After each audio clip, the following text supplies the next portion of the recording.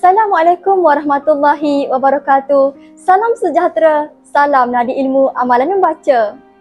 Sungguhlah manis empat Sri Kandi, duduknya pula di bawah mentari. Izinkan saya perkenalkan diri, moga ia menyentuh hati. Nama saya Nur Nabilah Husna binti Harun Muazzamil, berusia 15 tahun. Saya merupakan seorang pelajar di Sekolah Menengah Kebangsaan Seri Mahkota, Kuantan, Pahang. Kod sekolah saya CEB 4040. Andai patah Sep Raja Wali, bertongkat jua dinda kemari, bukan kerana ingin bermimpi, tetapi untuk kita bersama-sama mendalami, menyelami dan memahami mauduk bicara kita pada hari ini yang berjudul Ketika Hati Berfatwa, hasil karya Serban Putih. Buku ini diterbitkan pada 15 April 2019 di bawah penerbitan Nukilan Biruni Trading. Buku ini setebal 217 halaman bercetak dan berharga RM25 senaskah. Buku menarik ini mengandungi 4 bahagian yang menghimpunkan kisah-kisah teladan para sahabat baginda Nabi Muhammad yang boleh direnung, puisi-puisi tarbiyah yang mencetik hati, peringatan, perbahasan bab fatwa hati, kajian agama dan luahan rindu kepada Sang Pencipta. Memperlihatkan kembali judul buku ini, Ketika Hati Berfatwa. Apakah yang dimaksudkan dengan fatwa? Menurut Wikipedia, fatwa ialah pandangan sesuatu hukum Islam yang dikeluarkan oleh seorang mufti bertauliah bertujuan untuk memberikan nasihat dan menjawab soalan-soalan berkenaan agama yang dikemukakan oleh mana-mana individu, kadi, hakim, perbadanan maupun kerajaan. Hati itu akan memberikan fatwa atau nasihat kepada setiap insan, seolah-olah berbicara 1000 bahasa tatkala dilema hidup yang rumit datang melanda. Bagaimanakah mau hidup selepas ini? Apakah yang bakal terjadi? Mari saya kongsikan satu kisah orang-orang soleh dan para sahabat baginda yang berjaya menarik minat saya. Kisah ini menceritakan bahawa adanya satu hadis menyebabkan Abu Hurairah radhiyallahu anhu pingsan sebanyak 3 kali.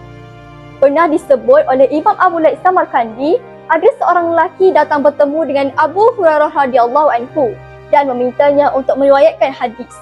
Maka Abu Hurairah berkata bahawa beliau akan meriwayatkan sebuah hadis baginda Nabi Muhammad sallallahu alaihi wasallam. Namun belum sempat Abu Hurairah radhiyallahu anhu menyampaikan hadis tersebut, beliau pingsan. Hadis yang menyebabkan Abu Hurairah radhiyallahu anhu pingsan sebanyak 3 kali adalah kerana takutnya beliau menjadi salah satu golongan yang pertama sekali akan dihumban ke dalam neraka.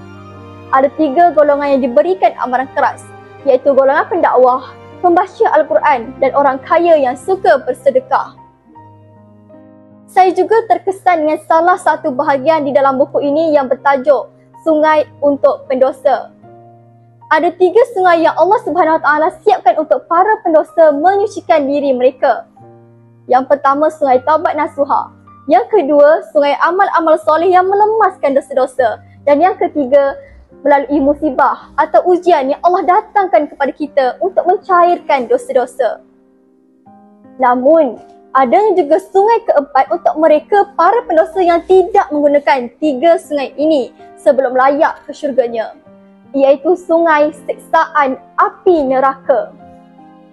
Di dunia ini, Allah Subhanahu Wa Taala telah memberikan kita usia yang cukup untuk berenang di dalam sungai-sungai penyucian diri. Janganlah sesekali kita sia-siakan peluang yang Allah Subhanahu Wa Taala telah kurniakan kepada kita ketika di dunia ini. Seterusnya, dipetik juga kata-kata mutiara daripada buku ini bahawa ilmu itu didatangi, bukan mendatangi. Nilai sesebuah ilmu itu adalah lebih mahal daripada permata yang dicari. Allah akan mencabut nyawa kita bersama-sama dengan perkara yang kita cintai. Jika kalian hendak mati pada hari Jumaat, maka perbanyakkanlah ibadah pada hari tersebut.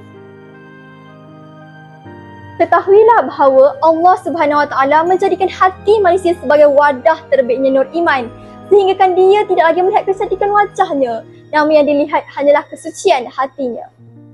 Pada pendapat saya, gaya bahasa penulisan karya ini sangat menarik, padat, mudah difahami dan penciptaannya santai tetapi penuh dengan makna dan ilmu. himpunan kisah teladan, puisi dan segala yang terdapat dalam buku ini mampu mendidik kita untuk meneruskan hidup dengan cara yang lebih baik.